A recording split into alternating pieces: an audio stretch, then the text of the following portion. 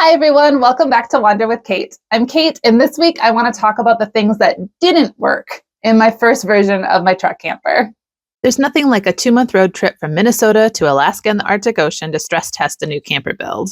On that road trip, the inside of my camper went from looking like this to this. So let's take a look at the things that didn't work and I had to improve once I got back to Minnesota. The first big concern I had while making this drive, I noticed that my truck camper had a little bit of gapping between the back wall and the bed of my truck. When I had left Minnesota, I had a piece of weather stripping there that was tied up against the back of my truck bed.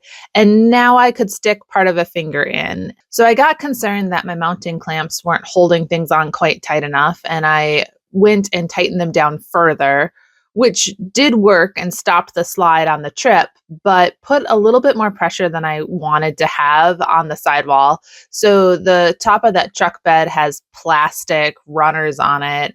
And when I really tightened down the mounting clamps on it, it put extra stress on that plastic. And it also started curving the bottom panel of my inner walls down. The way that I had designed the sidewalls, they were essentially just a 2x4 that had been planed down and was sitting on the top of my truck bed walls. So I didn't really have anything preventing them from rotating in a little bit, especially at the front of my truck camper towards the back of my cab wall.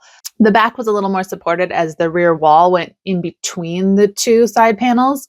But the panel that was on the back of my cab wall did not go in between the side panels. Instead, the side panels plugged into that wall at the back of my cab. And so if I were to redesign this truck camper, that's something that I would change. I would make that panel at the front go in between the two walls. It would add a little bit of tension to prevent them from rotating in. But when I got back to Minnesota, my simple and quick fix for this was to essentially just put one long strip of wood in between the two side walls to give it a little bit of opposing force against the clamp pulling it in. This has seemed to take some tension off of the rotation, and so far, so good. Just a simple board up front now to prevent things from rotating in. Then I approached the second concern associated with these mounting clamps was that the whole truck camper had slid back. Again, it was just half of an inch, nothing too severe, but it had slid back a little bit during the road trip. So I needed to create some system that prevented sliding backwards, something to kind of oppose the wind forces from the front of the truck camper. And so this was simple and easy. I just used the tie down strap area in my truck bed, and I placed a little hook to put a ratchet strap around, and then I ratcheted down a tie down strap so that there was a little bit of force pulling everything forward and preventing everything from shifting backwards. Again, there wasn't a lot of shift. The mounting clamps are holding most of this weight, but since the mounting clamps are going to work best keeping things clamped, not sliding, it's nice to have a second feature that prevents sliding movement instead of just locking it down onto the truck bed wall. So you can see here that I did a ratchet strap on both sides, and then I just trimmed them so that they don't have a lot of extra length. One of them fits well behind the bench seating, and the other one's going to go underneath the countertop unit. The third concern that I had on the road was a smaller concern, but was really frustrating to me at the time. I had always wanted to make something a little better than this, but for the initial road trip, I just had a chain that prevented the back door from swinging open too far.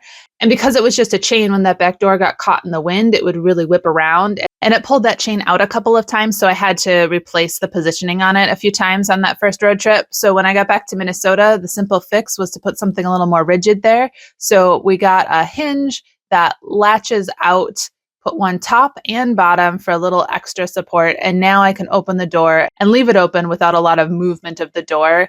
Now, really strong wind could still be a problem, but it's not flapping around in mild wind anymore. So a lot more secure. I don't have to worry about it slamming shut on my back or whipping open and around the truck camper. My fourth upgrade is a small one. When we had been preparing the truck camper for my drive up to Alaska, we had kept things simple and quick and made a Velcro panel for the pass-through. So I had a plexiglass Velcro piece that could go there. And then I also had a screen that had Velcro on it that I could interchange. So when I didn't want airflow, I could use the plexiglass. And when I wanted some breeze but no bugs, I could put in the screen. The Velcro didn't stick to my poor man's fiberglass very well at all. Like, it just kept tearing off. And so when I got back to Minnesota, I went and built a little wood frame for the plexiglass. I need to still do that for the screen, but now that just lifts up and out. I can still use that pass-through window if I need to, but it is no longer Velcroed. And so hopefully the bracket will stay a lot better than the Velcro did. The fifth problem that we upgraded was a little bit of leaking. The back wall, because it was not originally intended to sit at an angle, we had put together really fast, and I had put in some weather stripping on it. But again, things weren't sticking to my Poor Man's fiberglass very well, and so the weather stripping was a little dysfunctional. So I put in more weather stripping, and then as a temporary fix, it is now duct taped. Yay. And that duct tape will hopefully provide an extra layer of water protection. I would do a little more finished look here in this area, except for the fact that we're planning to attempt the full pop-up again, which will change that whole hinge system. And so I didn't want to put a whole lot of time into this. The other small thing is that I had a little bit of leaking from the window. There wasn't a really good seal at the corner of that back window. And so we did make a little additional piece of plastic that we siliconed in at the spot where the window was leaking. So hopefully we'll have a lot less water in the back. And the final thing that we upgraded were a couple of the latches. So my dad had custom made these little metal latches for me, and honestly, they work great, except for the fact that the positioning of the latches to the roof shifts a little bit when I'm parked at different angles, like if the truck is sloped down or up or side to side at all.